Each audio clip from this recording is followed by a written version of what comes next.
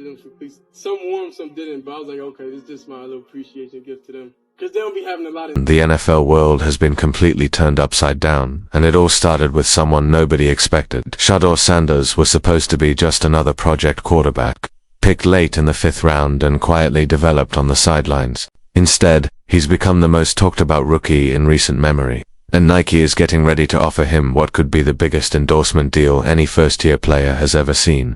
This isn't your typical sports story. This is about a young man who has managed to flip the entire system on its head before he's even played a single regular season game. The numbers alone will make your jaw drop, but the real story is about how one player has forced everyone in professional sports to completely rethink how business gets done. Shedeur Sanders, which means he's going to commission $14 million. He only made $4.6 million from his rookie contract. So he's already made more than most second, third, whatever. Let's start with the numbers that nobody saw coming. Within just a few weeks of his preseason debut with the Cleveland Browns, Shedeur Sanders moved an absolutely mind-blowing $250 million worth of rookie jerseys. Think about that for a moment. $250 million in jersey sales for a quarterback who was drafted 144th overall in the 5th round. To put this in perspective, these sales numbers make him the highest-selling rookie jersey since his legendary father, Deion Primetime Sanders, set the league on fire back in 1992. But here's where things get really interesting, and frankly, a little crazy. In 4th overall. This is a sign for anybody out there that feels like they've been done wrong. You are always going to end up on the right side if you are a good person. Shedeur has been doing nothing but keeping quiet, working, minding his business, driving the speed limit hopefully, and doing everything he needs to do to prepare for this upcoming season. Sanders signed a rookie contract with Cleveland worth just $4.6 million spread across 4 years. That sounds like decent money to most of us, but here's the kicker. His personal cut from those jersey sales alone brought him $14 million.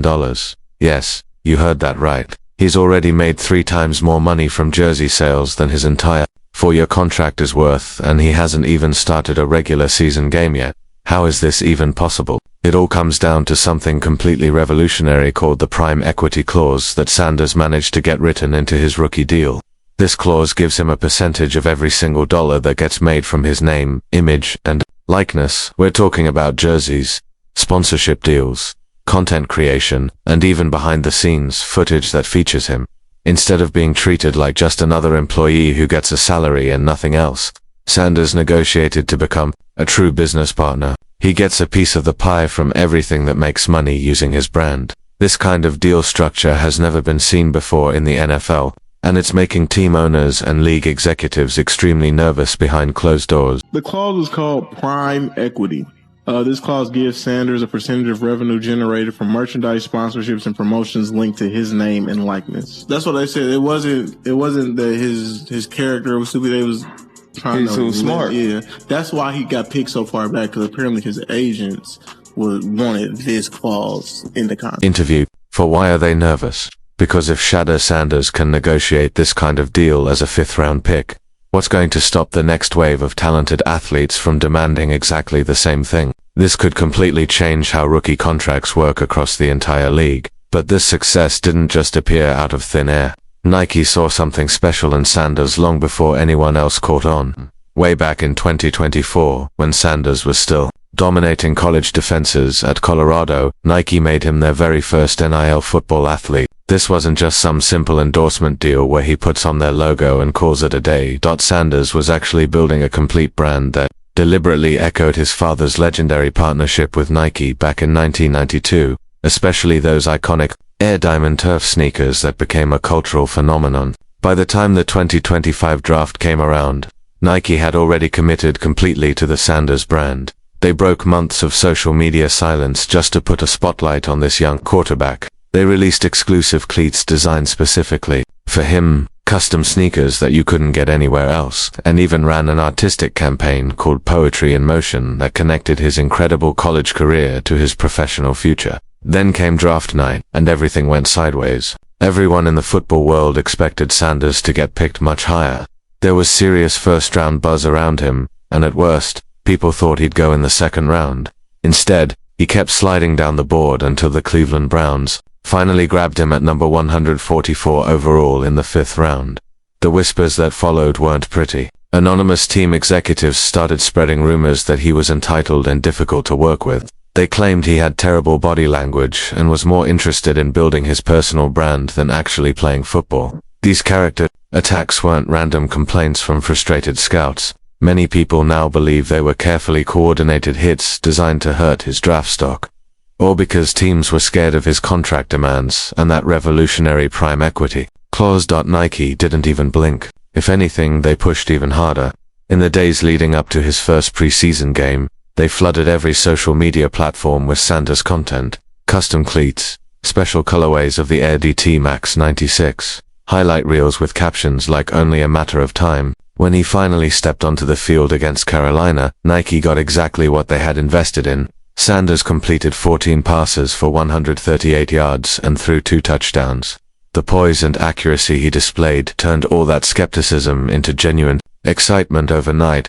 Within hours of that performance, Nike Football released an advertisement featuring Sanders' signature watch celebration move with the caption "Only a matter of time." That single post got nearly 200,000 likes and generated millions of views in less than 24 hours. The timing was absolutely perfect.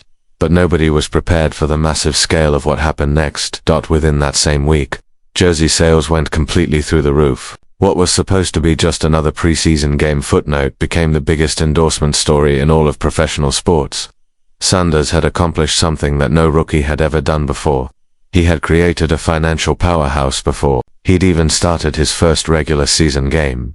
The business strategy behind all of this was incredibly smart and calculated. Nike didn't just focus on selling jerseys, they launched an entire clothing line built around the Sanders brand. Graphic t-shirts priced between $30 and $50, youth jerseys, women's cuts, premium authentic Browns game jerseys that cost up to $175, and limited edition shoe releases priced at $200 each. They put his face on billboards across the country, including a massive Times Square takeover that featured his signature watch pose. This rollout wasn't just local marketing, it was a global campaign designed to push Sanders beyond just being a football player into becoming a genuine cultural icon. And here's the most important part. Sanders isn't just collecting paychecks. From all of this success, his contract makes sure he gets a cut of absolutely everything. That prime equity clause means he's not just someone who endorses products, he's actually an equity partner in his own brand. This is where things become truly earth-shaking for the entire sports industry. If other rookies start demanding these same kinds of deals, the entire balance of power between players, teams, and corporate sponsors could change forever. Of course, this level of success always comes with serious backlash. The same executives who tried to hurt his draft stock are now pointing to off-field issues to justify their earlier criticism. Earlier this summer, Sanders got cited for speeding, going 91 in a 65 miles per hour zone and 101 in a 60 miles per hour zone.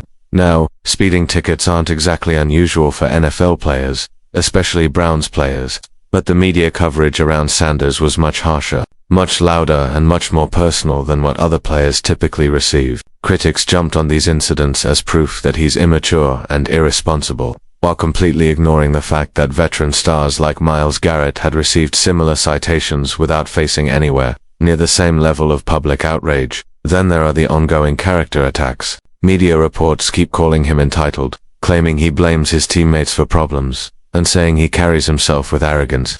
These are words that, when applied to outspoken black athletes, carry a very different and much more harmful undertone than when similar behavior from white quarterbacks gets celebrated as confidence or natural leadership swagger. Sanders hasn't publicly fought back against these attacks. He's mostly stayed quiet, continued working hard, and let his sales numbers and on-field performance speak for themselves. But the double standard is absolutely obvious, and it's feeding a media narrative that threatens to overshadow the incredible things he's accomplishing both on the field and in the business world. Inside the Browns locker room, the situation is complicated. Sanders is competing for playing time with veterans like Joe Flacco and other rookies like Dylan Gabriel. In preseason action, Sanders posted a 106 passer rating compared to Gabriel's 66 rating, which included an interception. The numbers clearly favor Sanders. The game film clearly favors Sanders, but politics, depth charts, and injury concerns still make the picture unclear. He picked up an oblique injury that the team labeled as minor, but it served as a reminder of how quickly things can change in the NFL. One bad hit, one significant setback, and all of that incredible momentum can disappear overnight. Through all of this drama and uncertainty, Nike continues pushing forward aggressively. Industry insiders say a signature shoe line is already in development, with potential releases planned for 2025, under working names like the LL2C and Proto 92. This isn't just another cleat design. This is a complete sneaker line, something that's almost unheard of for a rookie quarterback.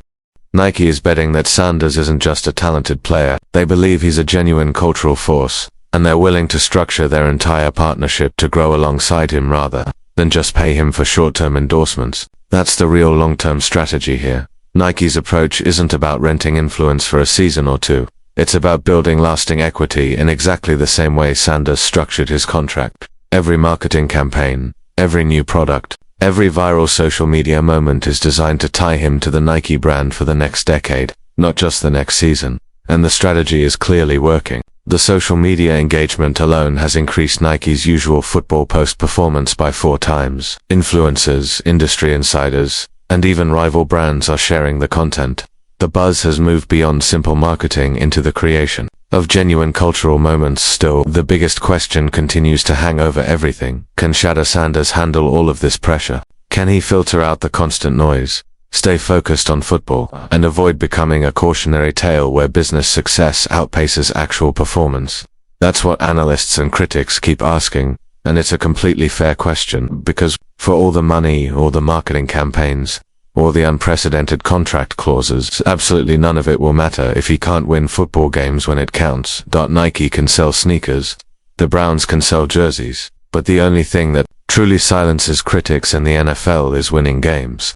Right now, Sanders finds himself at the center of a perfect storm. He has fans buying into the dream of what he represents, major brands betting their futures on his success, and critics waiting eagerly for him to stumble. Every single snap he takes is about much more than just football.